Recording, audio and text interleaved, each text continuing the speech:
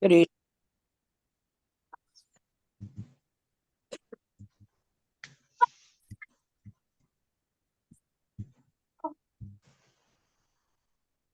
Good evening again, everyone. I am Rosemary Louis Saint. I am a member of the Vallejo Alumnae chapter of Delta Sigma Theta Sorority Incorporated. And we are so happy that you have taken time out of your busy schedule to join us for our World's AIDS Day webinar on this December 1st. December 1st of every year is World AIDS Day. And this year, our national theme is Let Communities Lead. And so we're glad and we're happy, so excited tonight because we have two people from our communities to speak about their survival and dealing with HIV and AIDS. So we hope you will enjoy our time tonight. And we're just excited that you're with us. Next slide.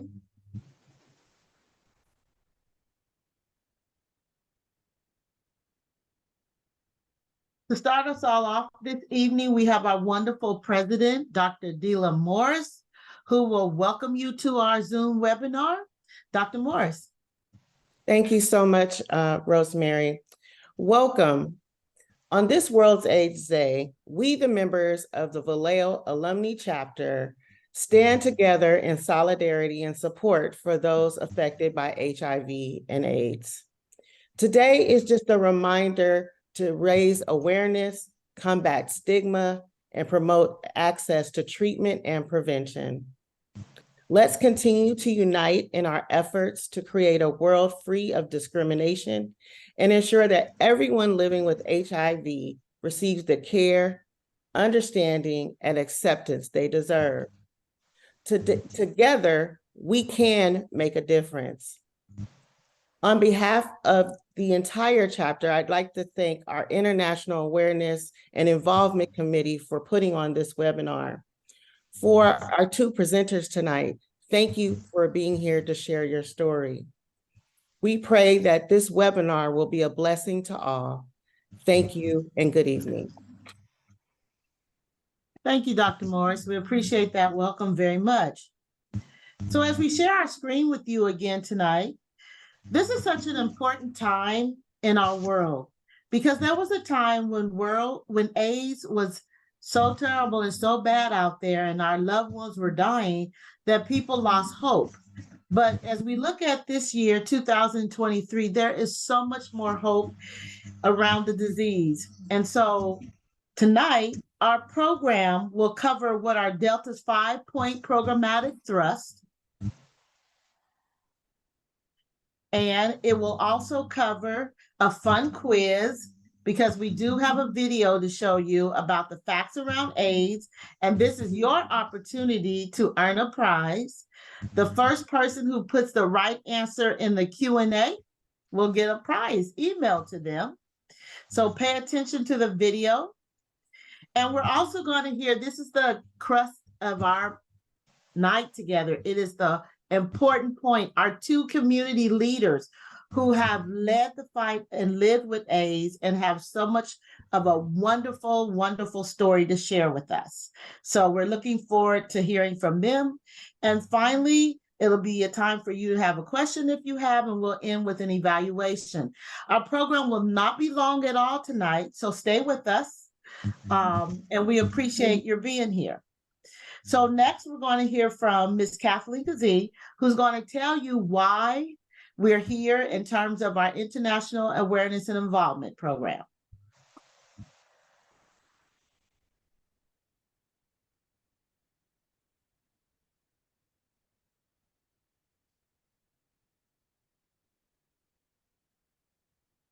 Good evening. Delta Sigma Theta Sorority Incorporated continues to distinguish itself as a public service organization. The 5-point programmatic thrust is the structure that national and international chapters use to organize and implement programs that support African American families and communities experiencing challenging situations. The 5 program categories are 1, economic development, 2, educational development. 3, physical and mental health. 4, political awareness and involvement. And 5, international awareness and involvement. Today, national and international Delta Sigma Theta Sorority Incorporated chapters joined the world in observance of World AIDS Day, which is observed every year on December 1. Globally, 39 million people were living with HIV at the end of 2022. There were 136,091 people living with HIV in California in 2021, and in 2019, an estimated 2,166 HIV/AIDS cases were reported in Solano County. Tonight, we wear a red ribbon as a symbol of solidarity and to raise awareness in the community about HIV and AIDS. The Vallejo Chapter's International and Involvement Committee will proudly introduce to you our keynote speakers who will share their personal stories with you during our Let Community Leads live presentation. On behalf of the committee, thank you for your attendance, and we hope to increase your awareness about HIV/AIDS. Thank you so much. Appreciate that. And now, as I said, please pay close attention to the video. You'll have an opportunity to win some prizes. So it's our job to raise awareness around AIDS every December 1st. So we have a very short video about remembering the facts about HIV and AIDS.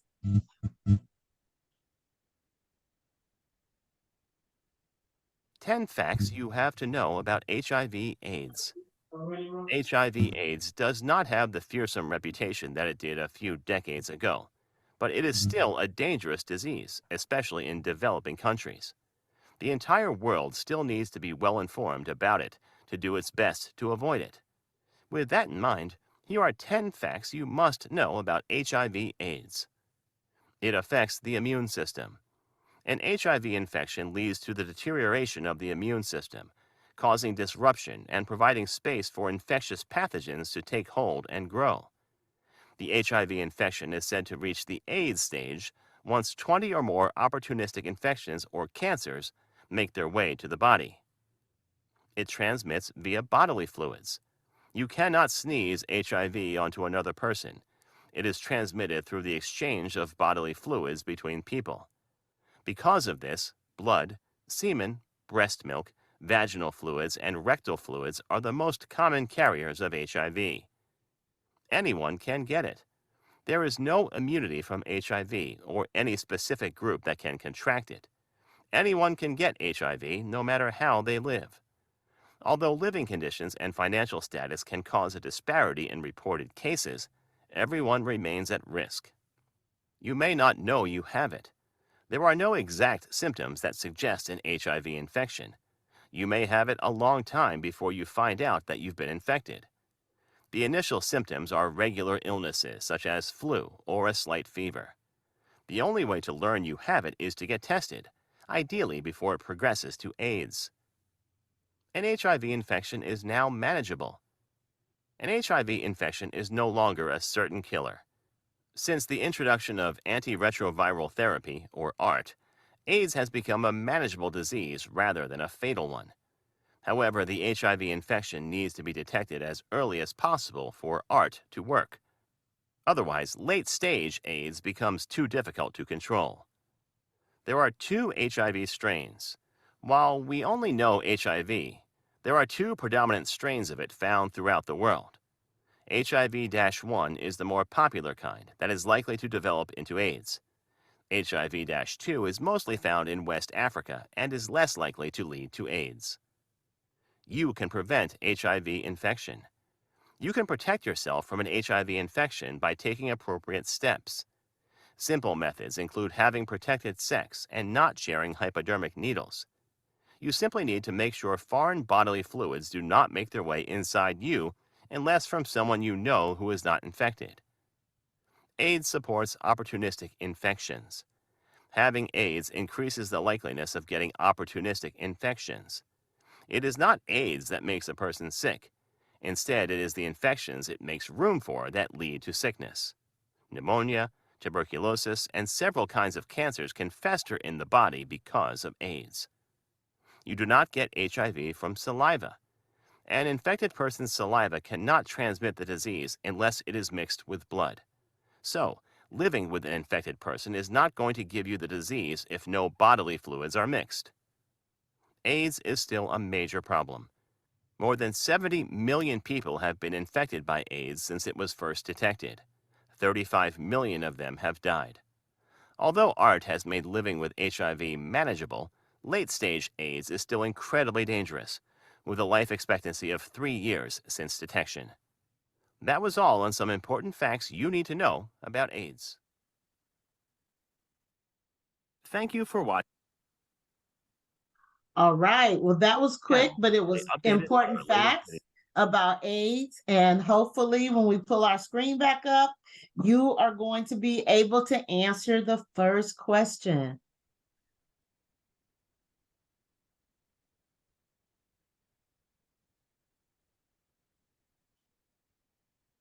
So our first question, what system does HIV/AIDS affect?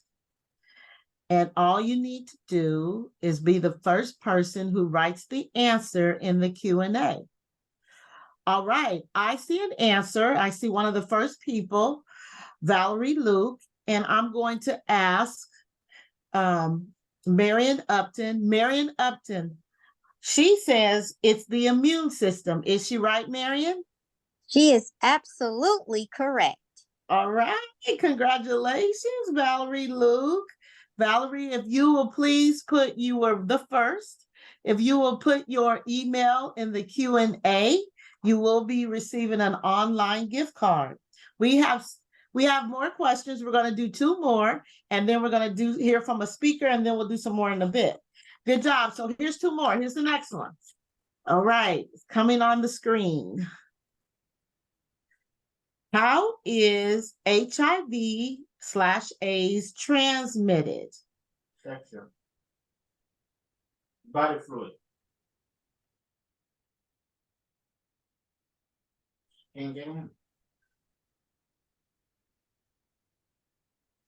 Okay, I see someone with the first answer. Her name is Malkia Crowder. Now, Malkia says bodily fluids. Marion, would Malkia be right? Yes, she is correct. Awesome. The 2 of us can get in.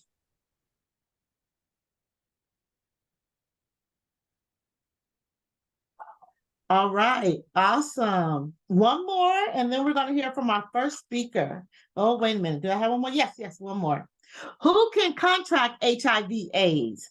Now, that's a really important question. Who can contract HIV/AIDS? All right. I see Yuko Nukira. I'm sorry, I'm botching up your name there. Yuko says anyone. Would she be correct, Marion? 100% correct. All right. So Yuko, if you will put your email in the Q&A, and Valerie and Malkia, put your emails in the Q&A. You are the first 3 winners. Good job, everyone. Now we're going to, yes. Miss Lewison, Yes. I think there was a gentleman answering. He was verbally answering. No. Yes, Oh. I could get in. He could not get in. I know this because it's my husband, Rosemont. Oh! But you had to write it in the chat. And he's just yelling out the answer. It's okay. It's okay. I'll buy him a gift card personally. He attended. That's the good thing. So, thank you. Good job, everyone. So now, okay, so this is so amazingly exciting. First of all, I want to thank one of our team members on the International Wellness and Involvement team, Miss Donita Carter, for having a relationship and knowing these ladies who are going to tell their stories and inviting them. Last year, we couldn't find anyone to tell their story, but this year we found two wonderful survivors. I had the opportunity to just listen to them before now, and I'm going to tell you their stories are amazing and how they've just changed their lives for the better despite having HIV and AIDS. I'm so proud and so honored to share with you them because of the great things they've done. So our first survivor story comes from Sienna Conley. She is a very busy lady. She's a peer. She's a public speaker. She's a parent. She's a foster mom. She's done some amazing things, and she's doing exactly what our theme said, letting our communities lead in this fight. And so welcome, Sienna. We're looking forward to now hearing your story. Thank you for having me. So if you guys hear something in the background, just ignore it. Okay.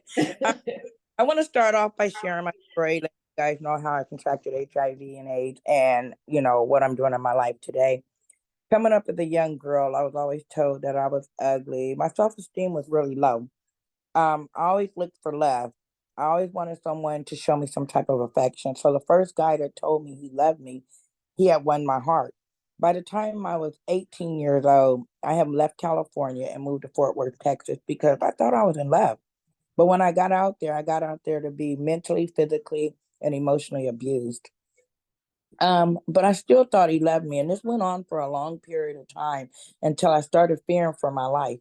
I wound up leaving this gentleman and went to a battered women's shelter where I then fell in love again because a guy walked by and told me how beautiful I was. I moved in with this guy and we wind up moving into a 2-bedroom apartment and we were drinking really heavy. I was in my addiction and I woke up and my best friend was giving him oral sex. So as a young girl, I'm like, okay, well, I'm going to pay her back. I'm going to get her for what she did to me. And by doing that, I went and slept with her boyfriend. Now, her boyfriend had HIV. And I'm going to tell you guys, he did tell me he had HIV. But see, I was diagnosed in 1989 when HIV was known as a gay white male disease, an IV drug user, and a prostitute. And I'm like, I did not fit that category at all. I cannot contract it. I slept with him one time. By the time I came back to California, you guys, I was so strung out on crack cocaine that I went to a plasma center in Berkeley and they told me that I had HIV. I didn't believe them. I'm unique. That can't happen to me. I continued to sleep around, be homeless, smoke drugs, do everything that they told me not to do. I wind up going to a mobile van in Oakland, California at the Isabella Hotel off of San Pablo. And that's when they told me, they was like, oh, well, if you test, we're going to give you $20 and you come back and you get your results, we're going to give you 20 more. Well, I didn't care about the results. I wanted the money because I was on drugs. So I tested.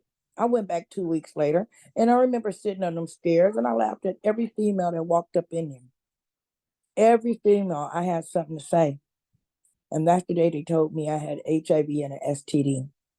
Well, first of all, how are you going to tell somebody that's on drugs that they got HIV? I just wanted the money. The dope man was around the corner. When I finally realized that I had HIV, I said, I guess I'm going to die. So I'm going to die an addict. Well, that didn't happen. You guys, I've been HIV since 1989. I have 2 children. I've been married twice. I'm a foster mother. I'm a peer parent. I'm actually with the first peer parent of San Francisco, California. I sit on numerous panels. I'm in the process of writing my own autobiography right now. I just adopted a 2-year-old.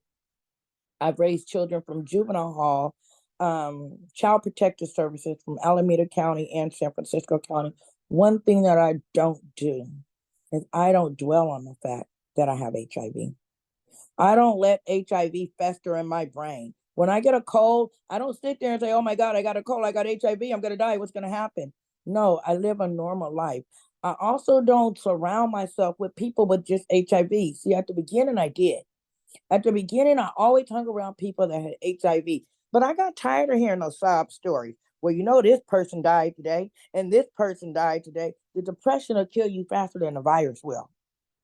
What I started doing was hanging with people that was just doing things and bettering themselves and And here I am today, 20 something years clean and sober, been HIV positive well over 30 something years. I'm 55 now. I feel I'm living a good life. I do take medication. I take 3 pills every night. I take them like Skittles. I used to like, I don't want that medicine. I don't want that medicine. But now I be looking for my medicine like they, like really for real, they're candy. I take my medication. I eat like you guys eat. I drink a gang of coffee. I love fried chicken. They say eat healthy. No, just let me eat. Let me live. Let me live. And I pray a lot. I pray a lot. So for me, HIV was not a death sentence. I have seen a lot of people come and go, but for Sienna, it was not. And I'm sorry, and here go the noise. I decided to change my life and do things for the better. And I just hope you guys got something out of my story. I mean, any question that you want to ask me, I am free. I'm going to answer it. I'm just going to tell you. I could talk, but I'm on a time limit. So if you have anything that you want to ask me, please, when she open it up for questions and answers, ask that question so that you can get the correct answer. Thank you, Sienna. What an amazing story. Just hearing your journey and hearing your positivity gives us all hope, right? Gives us all hope. When I was talking to her, she shared with me how she'll talk to youth and go to schools and just relay this story because HIV and AIDS is real and it's still transmittable and people are still getting it, but we don't have to. And so you've lived a very beautiful life where you turned sorrow into blessings. And earlier this evening, she showed us the picture of the baby she adopted. A beautiful baby, just doing amazing things. And so we really do appreciate hearing your story. There he is. Beautiful baby. Giving back to the community and living through lots of hardship. So I see the reactions of the hearts going up. Thank you so much for sharing your story. And towards the end, there may be some questions for you. Thank you so much. You're more than welcome. Excellent. All right.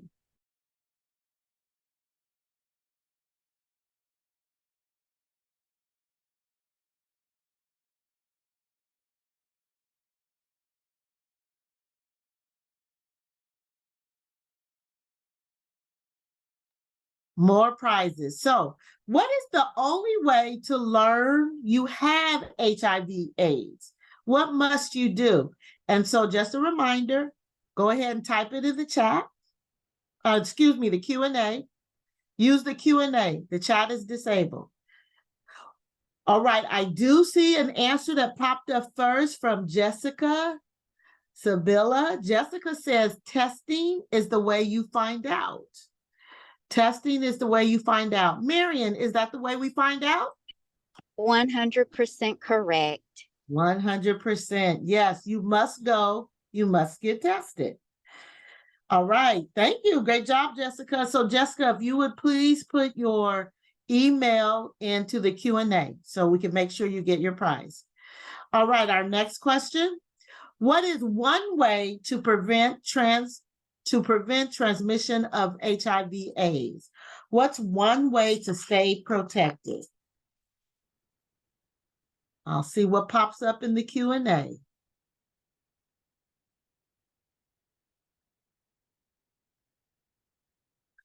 Right, I'm starting to see some.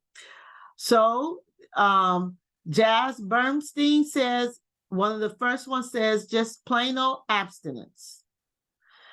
Marion, do we accept that as an answer? Absolutely. Absolutely. Absolutely. That's acceptable. That's right. Because it's transmitted through bodily fluids and sex. So if you don't do that, you're right. You will not transmit AIDS. So I'm going to ask Jazz to please put in the chat your email. Thank you for giving us a correct answer and joining us. And then I just want to read some other answers because I think it's important for us to remember. Safe sex, you're right. And use protection with sex. So yes, those are right too. But Jazz was the first one. Thank you, Jazz. Don't forget, put your email in the Q&A. Okay, our last one. Bonus question, we call this because we're like, did you hear what they said in the video? What treatment helps manage HIV/AIDS? What is the treatment called?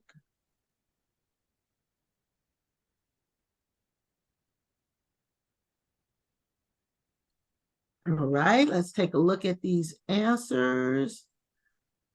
All right, David Parks was the first one, and he's right. It's called ARC. ARC stands for antiretroviral therapy. Excellent. That's right. Those medicines have come so far, and people are living their complete lives. So we are really grateful for the improvement in those medicines. Thank you, David Parks. So David Parks, if you would please do the same and put your email in the Q&A. Excellent. All right. Now I'm equally excited for our second speaker. Now, this lady's a boss. She's like drives one of them huge semi trucks. And we were talking about that story and what it takes to just do that work, and how now the rate of females driving trucks has really increased. But more than just her driving trucks, her story around AIDS is amazing. And how she's just like our other speaker, how she's moved forward and done some amazing things in life. We are glad you are with us, Diana. Are you ready to tell your story? Yes. Yeah. All right, we're listening. And thank you for having me. I was diagnosed in March of 1996. So I'm like 26, 27 years HIV positive. And I was dating a guy, and he, we like the bad boys. And so he had been in prison, and he was diagnosed in prison, but he didn't tell me he had it. And I contracted it from him. And of course, when they're in prison, they do whatever they feel like they need to do at that time when they're locked up. So when I found out, I had already been married once. I had a 10-year-old son. And I just assumed that I was going to die, because back then there was not a lot of information. And my doctor, my GYN, was the doctor that diagnosed me, and just kind of told me I had it, and, didn't give me anything to, any resources or anything. So I kind of did my own little research and tried to find help. But it was I was in Detroit at the time, and it was kind of like they were not sure how to help me, because back then it was known, not known, but they assumed that, it was a gay man's disease. And so everything was pretty much based around the LGBTQ community, a lot of the assistance at the time, or that's what I was being met with at the time. So I just prepared myself to die, because I didn't have any information, wasn't sure how to get any information. And I relocated. My sister lived in Texas, and I decided, well, she's this successful person, and I wanted somebody to watch my son, take care of my son when I die, because I figured 6 months to a year I'd be gone. Well, when I got to Texas, I got a job, and I got insurance. I worked for the post office. And the first doctor that I saw was through the community, local health department. And this doctor, his nurse, they were so old. They were so old. I mean, they were just, the way they made me feel when I came in for treatment, and it made me feel like I was dirty, and I was, the nurse, she told me, because I wanted to be a nurse at one time, and she told me, oh, you can forget that. There was no support from them at all. So me having my own medical insurance, because I was working, I found an infectious disease doctor, and his name is Dr. Daniel J. Barbero, and I will never forget him. He saved my life. He saved my life. the county doctor had me on AZT, which was one of the first medications to come out. And if anybody's taking AZT, it tears your stomach up. I mean, you're constantly walking around, nauseous and, just sick all the time. And I was going to work that way, just feeling sick all the time. And when I met the infectious disease doctor, Dr. Barbero, he told me, I filled out this questionnaire, and the questionnaire was very intricate. It asked me all kind of questions like, how do you feel about your diagnosis? How are you mentally? Do you, what are you doing in your life? And so by the time I saw him, he spent a good 45 minutes to an hour talking to me. And he told me, he said, you're not going to die. He said, you're not going to die on my watch. And he told me, first thing we're going to do, we're going to take you off this AZT. There are other medicines we can put you on. He put me on a different medication, and he told me, I'll have you non-detectable in 6 months. And in 6 months, I was non-detectable. And he told me, he said, when you leave here, you have a son. Your son needs you. You need to live. He said, whatever it is you wanted to do, you want to go back to school, go to school. He said, you want to travel, travel. He said, this is not a death sentence. You're not going to die on my watch. He said, as long as you take care of yourself and do what you need to do.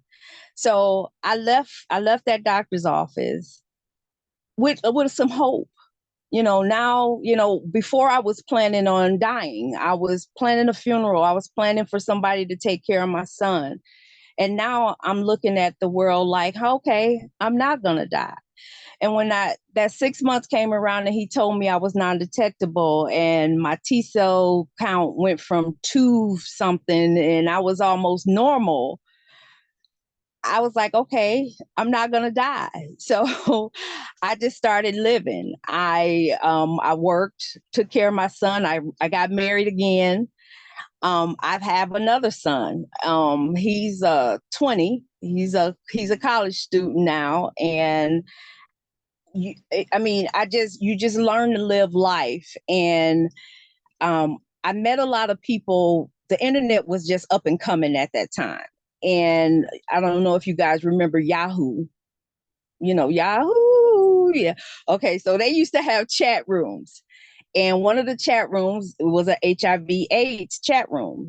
And I would get on there and I would just talk and try to learn things. And there were all kind of people in there, doctors, lawyers, people who worked on Wall Street. I mean, there was nurses. I mean, and these people were HIV positive.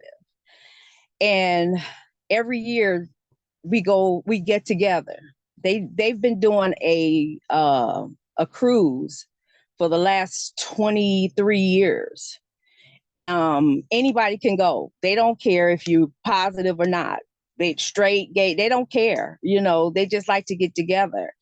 And I'm like Sienda, I've tried to surround myself with people who are doing things and not just, feeling sorry for themselves, because there's so much life out here to live.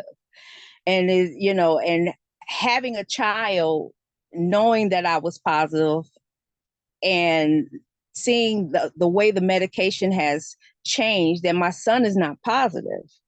And, miracles. I say the cure is in our children. I say the cure is in the children. There's a cure, it's in the children. Something about their DNA that are born to positive people is something in those kids. And if they ever study it, I'm thinking they'll find that cure. I used to volunteer and do drug studies when I was first diagnosed.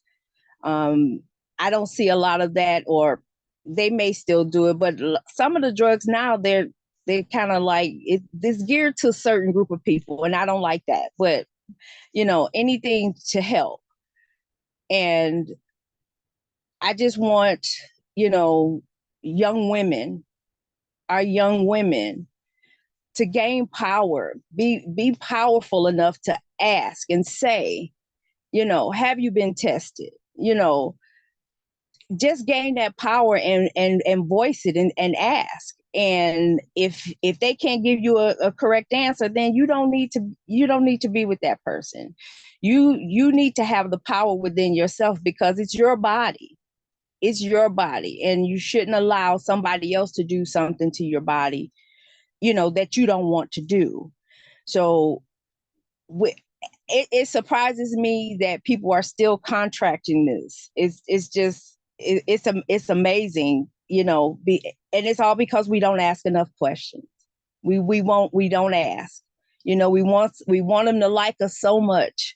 Oh, I just want them to like me so much. I don't want to ask too many questions. But if you don't ask, and no, it's not a death sentence, but why do this to your life? Why do something to your life and you didn't have to? So, but I mean, I'm a truck driver. Never thought I'd drive a truck, but I'm a truck driver. I used to sit behind a desk. I used to do medical insurance, and I drive a big 18-wheel truck with a 53-foot trailer. So, I climb up in it and I strap things down. And today it was snowing in Northern California coming down, and I was in that snow. And, you can't be afraid to do things. You have to live and keep living. I'm no longer preparing to die. We're all going to go. But, when the Lord is ready for me, nothing I can do about it. I'll be gone then. But right now, I'm just going to live. I want to live to see my grandbabies, So, Yes. yeah. Amazing. Thank you, Diana. That story is, I know, give it up for our speakers. They've been excellent. Your story is amazing. And what I liked about both of our speakers' story is they did not give up. They did not give up. Thank you so much. So we've come to the point where you could ask a question. If you put you can't talk out loud, but if you put a question in the Q&A for any of our speakers, or something you might have want to answer to, please do so. We're going to give a minute or so to see if anybody have any questions. Please put them in the Q&A, and I'll read them for our speakers. Our speakers were dynamic tonight. Really good points. I'm sitting here, my daughter Rosie is texting me like, wow, Mom, those speakers are great. Because, that's what young people need to hear, these facts about how you need to take care of yourself as a person. So thank you so much. Any questions? Go ahead and put them in the Q&A. All right, here's a question. What advice do you have to young girls in college and life navigating adulthood and making the best decisions for yourself? Sienna or Diana?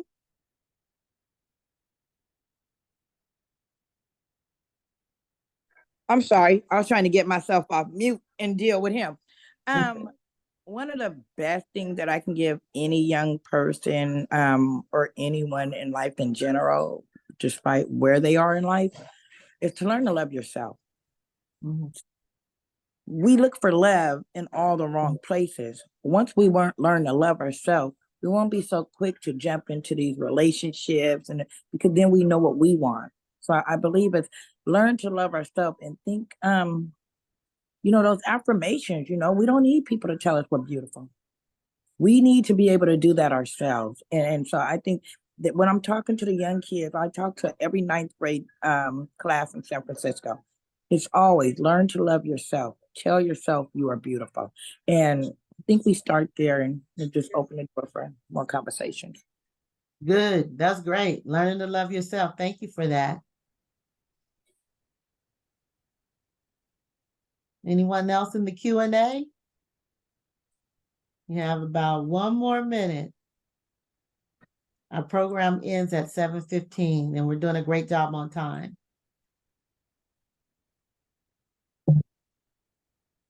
I have a question, and I can ask it. I don't need to put in a Q&A. I know that you all speak to other people. What is your reaction when you're out speaking to young girls? What do they come and tell you more privately? I just did a class at Balboa, and it was really funny because when I went in there and they found out, oh, this speaker has HIV and AIDS, of course, their nose went up in the air. Like, oh my God, I don't want to be around her. I got to be around her. But once I finished speaking, I talked about the HIV, but I just talked about, life in general. And they were so amazed.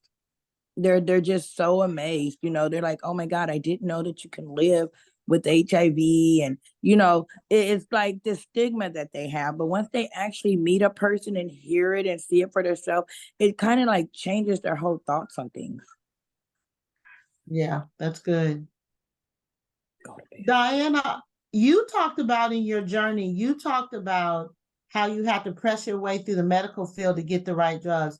Do you think that only happened because you had good medical insurance? Um, I think so at that time. I know a lot of things have changed now. They have so many services, everywhere. But at that time, I do think that because I had my medical insurance, I was able to, find an infectious disease doctor and not have to deal with the county. Because I'm pretty sure at that time the county was like counting, Yeah. people, and but now you can, they have so many things available, because of the people that went before us, like Ryan White, and those different services that they have available for people. It doesn't even matter if you have a good job or insurance. They're just going to they're going to help you.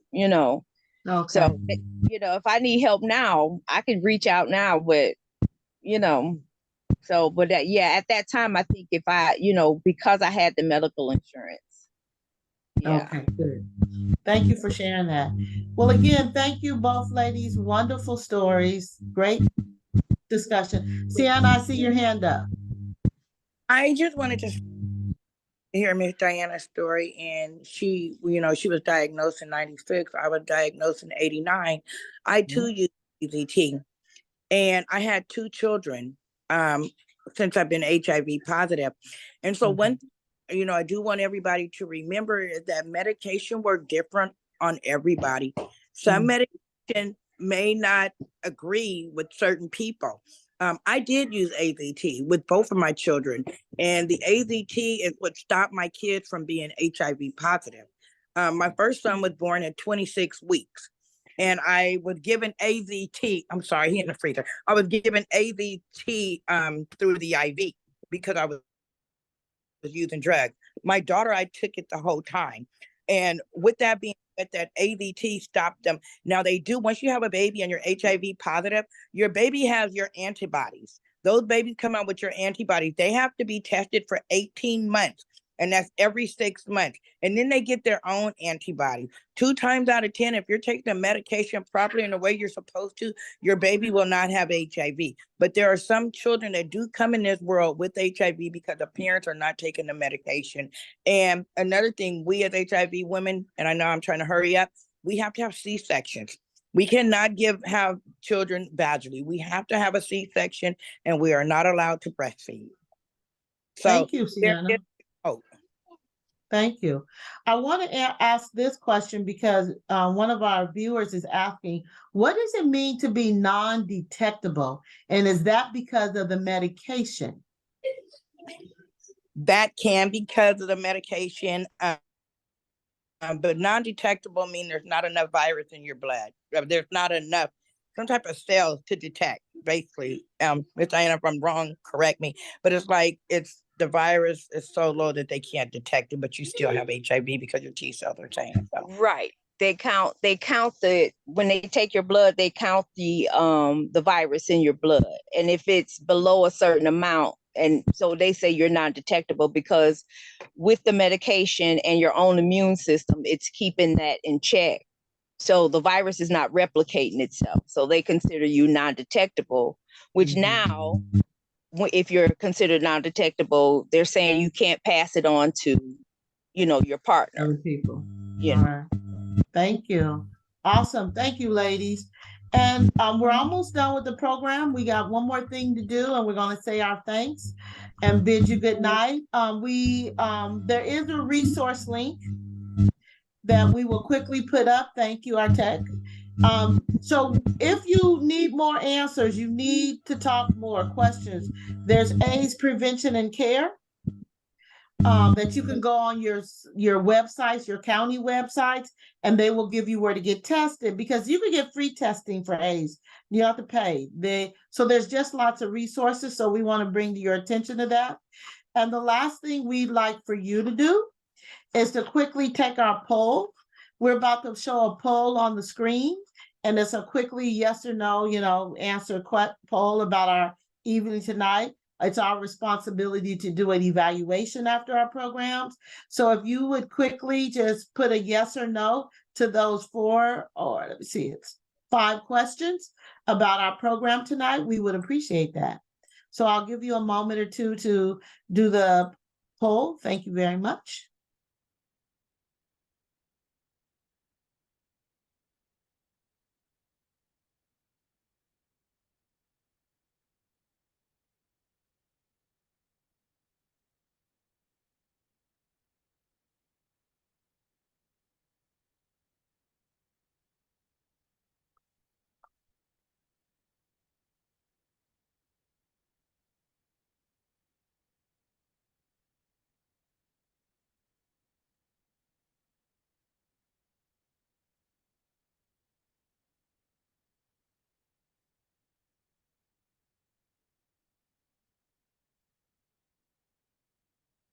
Okay. Hopefully most people have had the opportunity to answer the 5 questions. We appreciate you answering them. We'll leave the poll up for just another minute as we start closing out, just in case you're still answering. But as we are closing out, I want to give some big thank yous. First, to our great speakers, Sienna Connolly and Diana Baca. You were amazing. What you shared was relevant information. It was real, it was honest, and I'm sure that it has helped everyone. So we say thumbs up. Thank you very much. Awesome job. We really appreciate the fact that you took time to do this and to be brave enough to share your story so you can help others is very important. So thank you so much. I personally say thank you to my International Awareness and Involvement Committee of the Vallejo Alumnae Chapter. So Kathleen Kazee, Danita Carter, Dee Doster, and Marion Upton. Thank you for your continual planning and support. And finally, we give a big thanks to our president, Dr. Deela Morris, and all of our Vallejo alumni members, and then you, our visitors, and those who joined us tonight. Thank you for letting us spread awareness, and thank you for taking the time to be with us to spread their awareness. So we, give you a hand clap and appreciate your being here with us. You helped us to reach one of our international awareness goals, and that is to make sure we are sharing awareness and keeping everyone's mind focused on the importance of AIDS, even in 2023. So thank you all again. We hope you all have a wonderful night. Thank you. You too.